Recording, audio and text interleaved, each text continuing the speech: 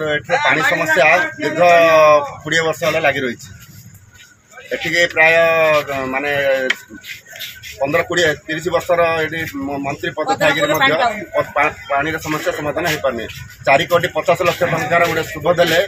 प्रस्ताव देले 4 कोटी 50 लाख टंकार गोटे प्रोजेक्ट हम दीर्घ 7 वर्ष हो गला एमएलए इलेक्शन पूर्व माने 4 कोटी 50 लाख प्रोजेक्ट पानी प्रोजेक्ट हम बोली कहले सेटा मते आज सेटा बंद हो गला एबे मेगा प्रोजेक्ट बोली डिक्लेयर करछन मेगा प्रोजेक्ट खाली साइ साइ रे पाइप पके दिछन आज बंद पानी टोपडी लोक पाई पारे पदनापुर लोक पानी पे बहुत हंतसंत होछन आज्ञा पानी पाउनी पानी जिन देले देबे भाई हम बाध्य।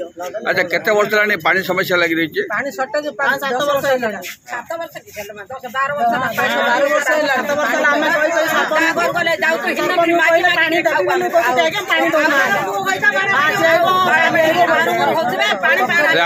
पानी आगे आस्तला